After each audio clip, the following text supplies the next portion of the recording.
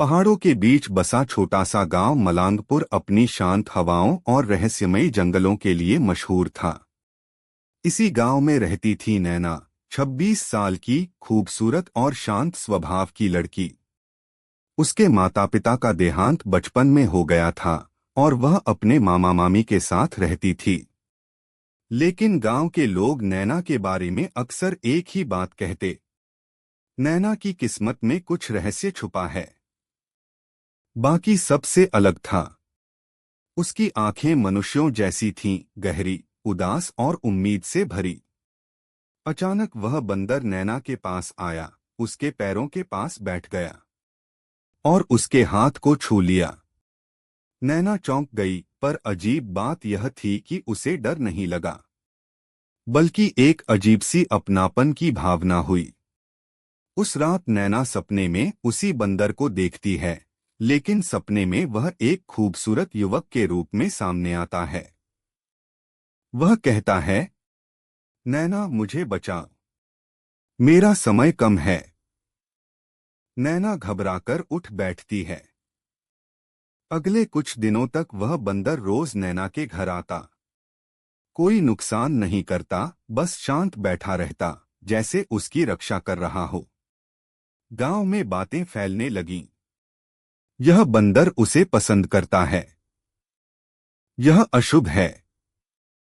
लेकिन नैना को उसके बिना अधूरापन महसूस होने लगा।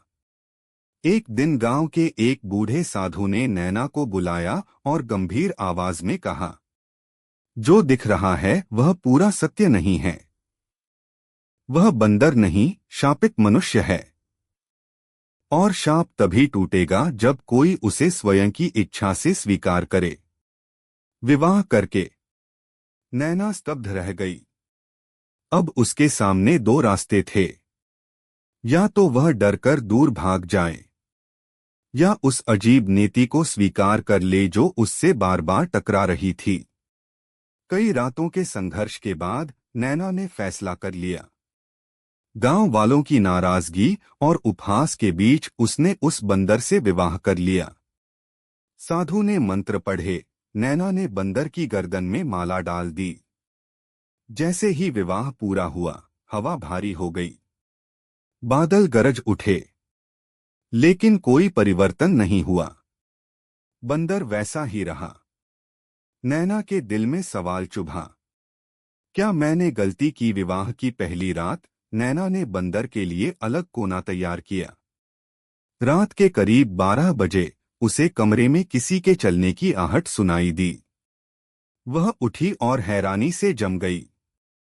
उसके सामने वही युवक खड़ा था, जिसे उसने सपनों में देखा था। डरे मत, वह बोला, मैं मानव हूं। दिन में शाप के कारण बंदर बन जाता हूं। केवल रात को कुछ घंटों के लिए मानव स्वरूप मिलता है। नैना की आंखों में आंसू आ गए। तुमने मुझे पहले क्यों नहीं बताया? युवक बोला, क्योंकि शाप की आखिरी शर्त तुम्हारे हाथ में है। युवक ने अपनी कहानी सुनाई। वह पास के राज्य का राजकुमार राजवीर।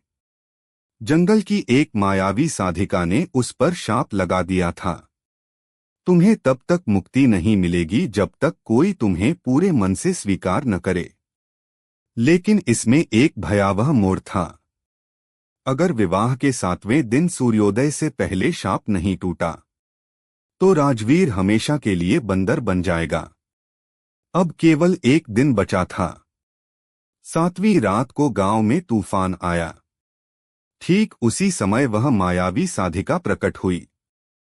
नैना, तुमने मेरा खेल बिगाड़ दिया। वह मेरा था। साधिका ने मंत्र पढ़ना शुरू किया और अर्णव धीरे धीरे फिर से बंदर में बदलने लगा। नैना चिल्लाई, नहीं, मैंने इससे प्रेम किया है, चाहे यह जैसा भी हो। वह राजवीर गले लगाकर बोली, शाप टूटे या न टूटे, मैं तुम्हारे साथ रहूंगी, तुम्हारे हर रूप से। अचानक तेज प्रकाश हुआ। साधिका चीखती हुई गायब हो गई। जब प्रकाश कम हुआ, राजवीर इंसानी रूप में खड़ा था, पूरी तरह बिना किसी बंदर की छाप के। नैना की आंखों में खुशी के आंसू थे। कुछ समय बाद राज्य लौट गए और वहां की जनता ने नैना का स्वागत अपनी रानी के रूप में किया। लेकिन कहा जाता है, उस साधिका की आत्मा अब भी जंगल में मंडराती रहती है और चांद की कुछ रातों में लोग उस बंदर का साया फिर से पेड़ों पर देखते हैं। कोई नहीं जानता सच्चाई, पर नैना हमेशा मुस्कुराकर कहती है, जब प्रेम शुद्ध हो तो कोई भी शाप स्थायी नहीं रहता।